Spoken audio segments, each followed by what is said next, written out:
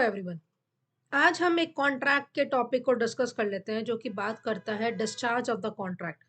हम पहले discharge of the contract से आने से पहले एक बार ये देख लेते हैं कि डिस्चार्ज का एक्चुअल मीनिंग क्या है। इसको सिंपल एग्जांपल से समझ लेते हैं। जैसे हम लोग कहते हैं हमारा मोबाइल डिस्चार्ज हो गया है, तो इसका क्या मतलब है कि उसका जो बैटरी था अब वो जीरो लेवल पे आ चुका है, अब वो अपना फंक्शन नहीं कर सकता। तो इसका मतलब क्या है कि मोबाइल मर गया, mobile is no more in existence. अब यहाँ पर हम लोग देख लेते हैं कि डिस्चार्ज ऑफ द कॉन्ट्रैक्ट क्या है और किस किस तरीके से एक कॉन्ट्रैक्ट जो है वो फुल एंड फाइनली डिस्चार्ज होता है। सबसे पहला बात कर लेते हैं, अगर आपने अपना परफॉर्मेंस कर लिया, जैसे मान लीजिए कि अगर ए ने बी के साथ कॉन्ट्रैक्ट किया कि वो उसका मकान बनाएगा और इसके कंसिडरेशन में वो उसको 1 लाख रुपए देगा। तो ए का मकान बनाना वो ए की तरफ से कंसिडरेशन हुआ, बी का उस मकान के बदले 1 लाख रुपए देना वो उसका कंसिडरेशन हो गया। जब ये कॉन्ट्रैक्ट पूरा हो गया यानी कि दोनों की ड्यूटीज परफॉर्म हो गई, तो परफॉर्मेंस ऑफ द कॉन्ट्रैक्ट हो गया। तो यहाँ पे कॉन्ट्रैक्ट डिस्चार्ज हो जाएगा। इसका मतलब contract is no more in existence, contract over.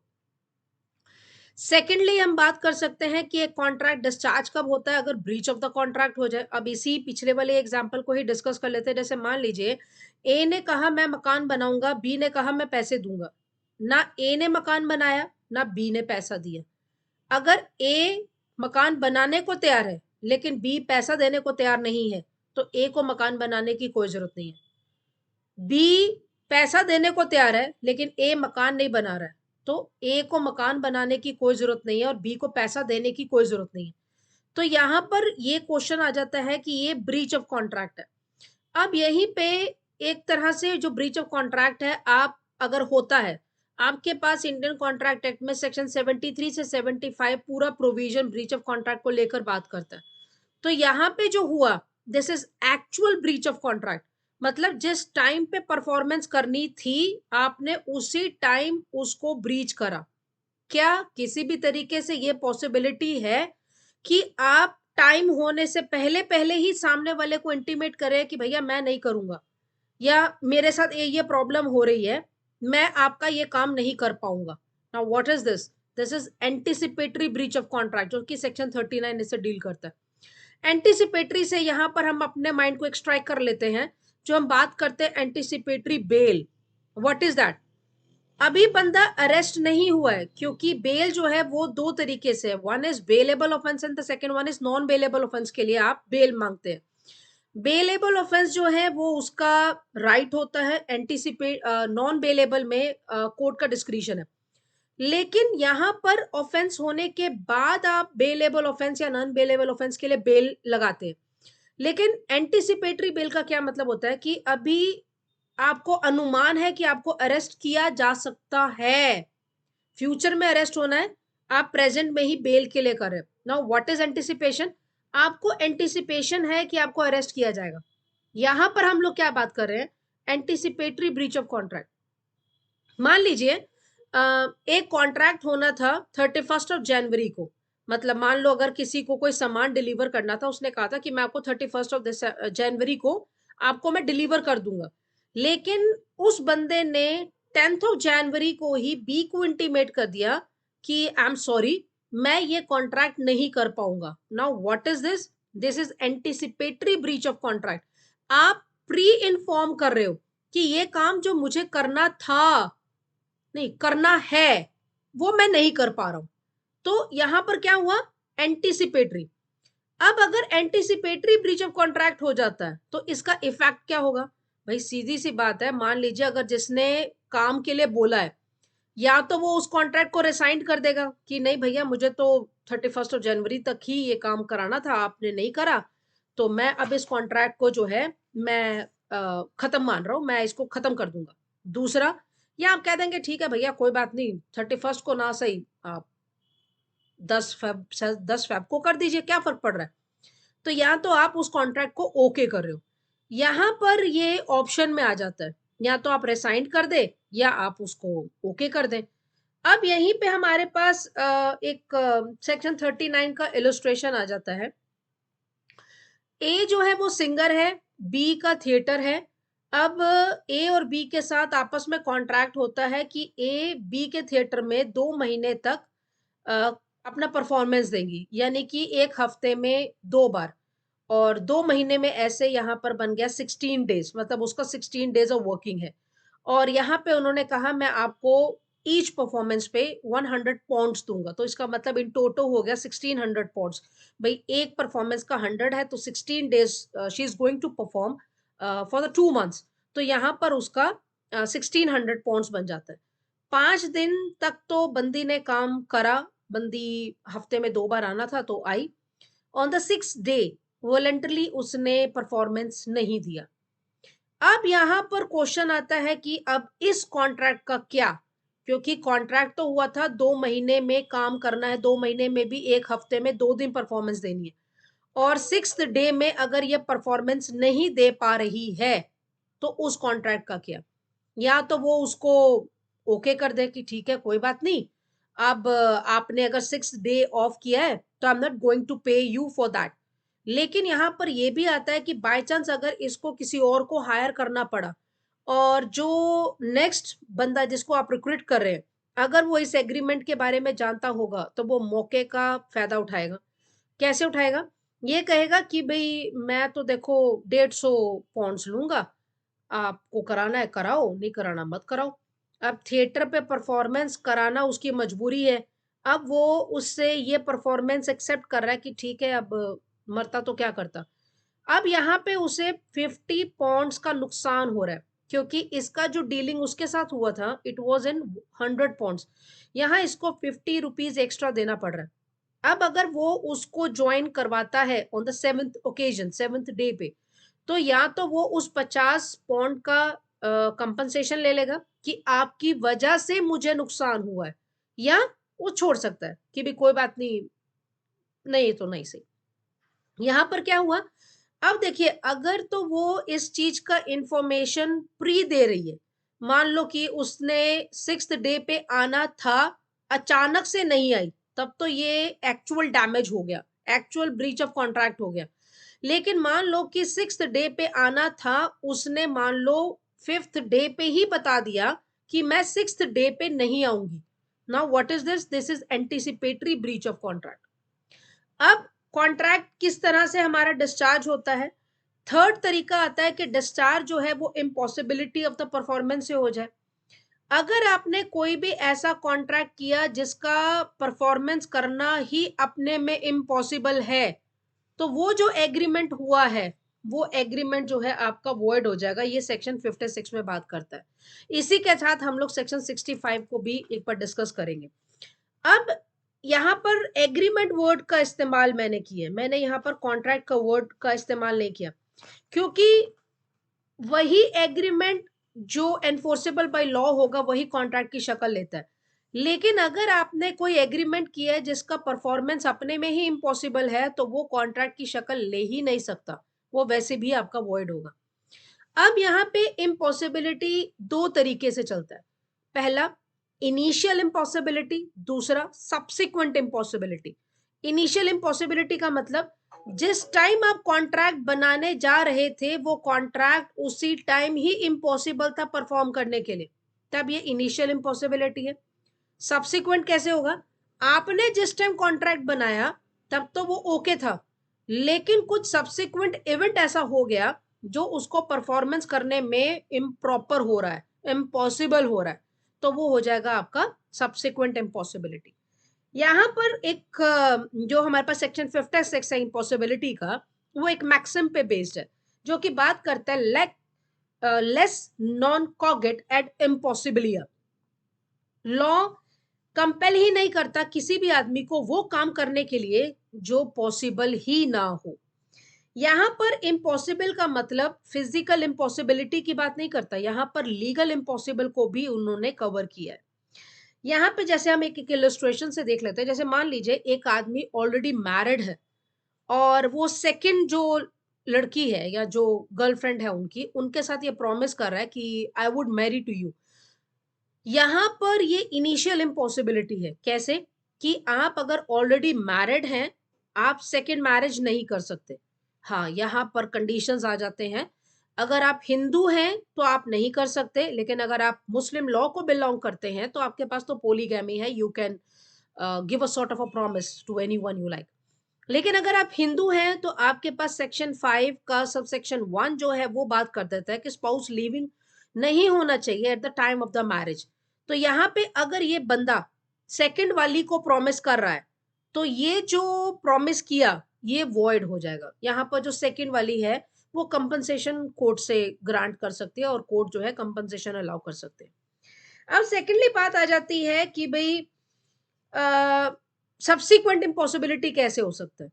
मान लीजिए कि ए और बी ने कॉन्ट्रैक्ट किया कि हम एक दूसरे के साथ शादी करेंगे, ठीक है, अच्छी बात है, करो भाई शादियां। लेकिन यहाँ पे कोई एज सच इम्पेडिमेंट नहीं है, किसी तरीके का कोई रुकावट नहीं है, बंदे ने कोई ऑलरेडी शादी नहीं की हुई है। लेकिन शादी वाले दिन बैड लक ऐसा, उसका एक्सीडेंट हो गया, वो मर गया या मर गई, या वो पागल हो गया, पागल हो गई। यहां पर अब ये सब्सिक्वेंट इम्पॉसिबिलिटी अराइज हो जाता है कि अब ये शादी पॉसिबल ही नहीं है। जब पार्टी ही नहीं है तो कोर्ट भी कैसे एनफोर्स करवाए। तो यहां पर आ जाता है सब्सिक्वेंट इम्पॉसिबिलिटी। यहीं पे अब बात आता है डॉक्ट्रिन ऑफ फ्रस्ट्रेशन का, जो कि बात करता है सेक्शन 56 में। फ्रस्ट्रेशन का क्या मतलब होता है? जिस चीज को आप पाना चाहते हैं, हासिल करना चाहते हैं, जो चीज आप नहीं ले पा रहे, या किसी चीज से आपको कोई फ्रस्ट्रेशन हो रहा है। तो फ्रस्ट्रेशन का क्या मतलब है? आपको किसी बात को लेके फ्रस्ट्रेशन आ रही है। जैसे मान लीजिए अगर मैं कोरोना टाइम की बात करूं तो उन दिनों में कितने शादियां पोस्टपोन हुई होंगी, कितने हॉल्स को बुक करके कैंसलेशन कराना पड़ा। क्यों? क्योंकि वहां पर लॉकडाउन लग गया, फिजिकल जो है शादियां पॉसिबल ही नहीं हो पा रही थी। तो मान लो कि अगर किसी बंदे ने कोई हॉल बुक किया और अचानक से लॉकडाउन लग गया, तो यहाँ पर क्या आ रहा है? डॉक्ट्रिन ऑफ फ्रस्ट्रेशन आ रहा है कि आपने जिस पर्पस के लिए वो कॉन्ट्रैक्ट बनाया वो पर्पस ही फ्रस्ट्रेट हो गया, यानी कि वो पर्पस ही खत्म हो गया। जब अगर वो पर्पस ही खत्म हो गया तो भैया अब उस कॉन्ट्रैक्ट में बचा क्या? अब यहाँ पे डॉक्ट्रिन ऑफ परफॉर्मेंस का आ जाता है फ्रस्ट्रेशन में कि अगर किसी भी कॉन्ट्रैक्ट का परफॉर्मेंस अगर इम्पॉसिबल बन जाता है, जिसमें जो पार्टीज के माइंड में था कि हमें ये काम करना है।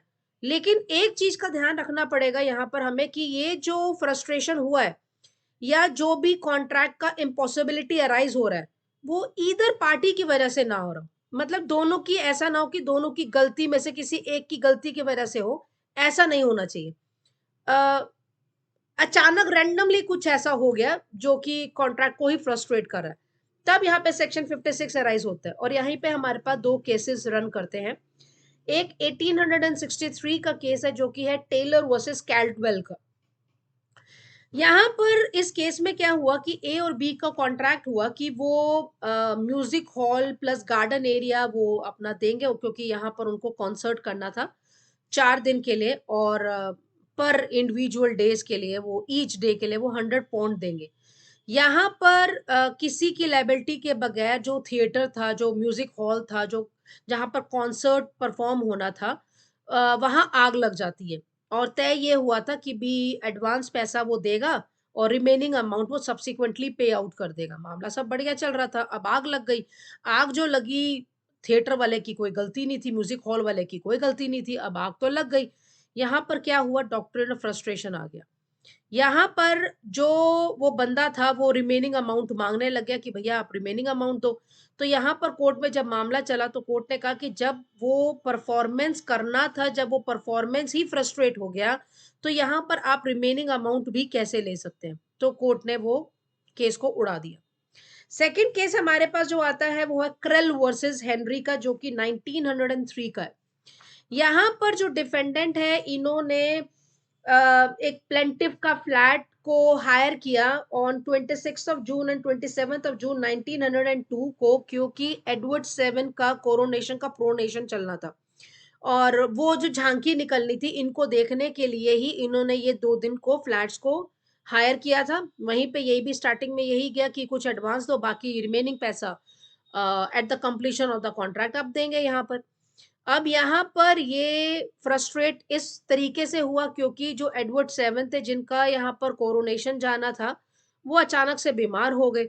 अब यहाँ पर दोनों पार्टीज में से किसी की गलती नहीं है, लेकिन जो फ्लैट वाला बंदा था वो अपना रिमेनिंग अमाउंट मांगने लग गया। उन्होंने कहा कि भैया मैंने तो जिस मकसद के लिए आपका फ्लैट हायर किया था, मेरा तो बल्कि पर्पस ही फ्रस्ट्रेट हो गया, मैं आपको रिमेनिंग अमाउंट क्यों दूं। मामला कोर्ट में चला गया, कोर्ट ने भी इसी पॉइंट को उठाया कि भाई सेक्शन 56 डॉक्ट्रिन ऑफ फ्रस्ट्रेशन की बात करता है, यानी कि इम्पॉसिबल है इवेंट को हो जाना।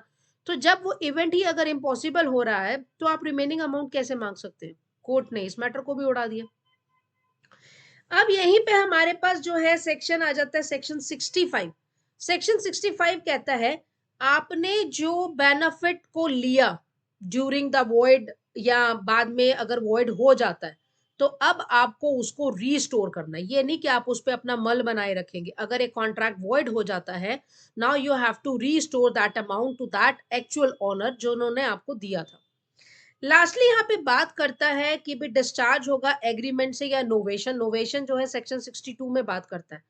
अब यहाँ पे नोवेशन का मतलब होता है substitution of an existing contract with a new one. पुराना एक कॉन्ट्रैक्ट चल रहा था, आपने उसमें कुछ चेंजेस करे। जो यहाँ पर कुछ चेंजेस हैं, अगर हम इसको वैसे बात करें तो अमेंडमेंट जैसे कहा जाता है, लेकिन कॉन्ट्रैक्ट में यहाँ पर नोवेशन टर्म का इस्तेमाल किया है। तो जब आप पुराने कॉन्ट्रैक्ट को सब्सटीट्यूट करके नया बनाते हैं तो that is called as novation. तो अब इसका मतलब ये होता है जब आपने नया बनाया तो नया कॉन्ट्रैक्ट ही आपका चलेगा, पुराने को सब्सटीट्यूट किया जा रहा है। अब यहीं पे हमारे पास नोवेशन जो है वो दो तरीके से चलता है। नोवेशन पहला, या तो टर्म्स ऑफ द कॉन्ट्रैक्ट को आप चेंज कर दीजिए। दूसरा, या तो जो पार्टीज है आप उसको चेंज कर दीजिए। टर्म्स में आ जाता है जैसे कि मान लीजिए कि अगर ए ने बी के साथ कोई कॉन्ट्रैक्ट किया और अपनी मर्जी से कोई भी टर्म्स इम्पोज करे, बाद में इन्होंने एक फ्रेश एग्रीमेंट किया जो नोवेशन बना। यहाँ पर इन्होंने कुछ टर्म्स चेंज कर दिए। जैसे मान लीजिए कि ए और बी का कॉन्ट्रैक्ट था कि हम लोग खाली शूज को सेल करेंगे। बाद में उन्होंने टर्म्स ये चेंज किया कि नहीं, हम लोगों को यहाँ पर क्रॉक्स को भी इंसर्ट कर देना चाहिए, स्लीपर्स को भी इंसर्ट कर देना चाहिए। तो आपने यहाँ पर क्या किया, आपने टर्म्स को चेंज कर दिया। सेकेंडली बात करता है कि अगर आप पार्टीज को चेंज करते हैं, पहले कॉन्ट्रैक्ट था ए और बी के बीच में, अब ए अगर निकल रहा है, ए अपनी जगह सी को ला रहा है। हाँ, अब इन दोनों चीजों में एक चीज का ध्यान हमें रखना पड़ेगा कि दोनों पार्टीज रजा हों। दोनों पार्टीज को तैयार होना पड़ेगा कि हम नोवेशन करना चाहते हैं। ऐसा नहीं कि एक करना चाहता है लेकिन दूसरा नहीं करना चाहता। यहाँ पे दोनों बंदे अगर उस चीज को लेके ओके हैं, तभी यहाँ पर नोवेशन होगा। तो सेकेंडली आ जाता है जैसे कि यहाँ पर ए की जगह सी आ रहा है, तो अब सी जो है वो बी के साथ कॉन्ट्रैक्ट कर रहा है कि भी अब मैं आपका यहाँ पर पार्टी जो है वो बन रहा हूँ। यहाँ पे हम थोड़ा-सा एक डिस्कशन कर लेते हैं, यहाँ पे हमें मिसकंसेप्शन ना क्रिएट हो जाए कि भी प्रीविटी ऑफ कॉन्ट्रैक्ट क्या है? प्रीविटी ऑफ कॉन्ट्रैक्ट में आता है कि स्ट्रेंजर कैन नॉट स्यू। यहाँ पर कोई स्यू नहीं कर रहा है, यहाँ पर उस बंदे की जगह कोई दूसरा बंदा आ रहा है, मतलब आप सब्स्टिट्यूट कर रहे हो, ए की जगह सी सब्स्टिट्यूट हो रहा है। बाकी यहाँ पे कोई किसी पे केस नहीं कर रहा है, क्योंकि प्रीविटी ऑफ कॉन्ट्रैक्ट के अंदर आता है कि स्ट्रेंजर कैन नॉट स्यू। यहाँ पर स्यू की बात नहीं चल रही, यहाँ पर आप किसी सेकंड पर्सन को अपनी जगह रिप्लेस करके सब्स्टिट्यूशन करें। जैसे कि हम एक एग्जांपल लेते हैं, अगर हम बचे स्कूल या कॉलेजेस में जब हम पढ़ते हैं, तो बाय चांस मान लीजिए अगर जिस भी स्पेसिफिक टीचर का, लेक्चरर का जो पीरियड होता है, अगर वो टीचर या लेक्चरर अगर उस दिन पर्टिकुलर डे पे ऑन लीव होते हैं, तो स्कूल मैनेजमेंट या कॉलेज मैनेजमेंट क्या करता है, वो सब्स्टिट्यूशन लगा देता है। सब्स्टिट्यूशन का मतलब कि उस दिन वो बंदा छुट्टी पे है तो उनकी जगह कोई और बंदा आके आपको उस टीचर का सब्स्टिट्यूट लेगा। तो वो जो सब्स्टिट्यूशन हुआ, दैट इज नोवेशन। यहाँ पे आज हम लोगों ने देख लिया कि भाई एक कॉन्ट्रैक्ट को अगर डिस्चार्ज होना है तो इन 4 तरीके से डिस्चार्ज होगा। Thanks for watching. I am speaking on behalf of Zafar Judicial Academy. Bye bye.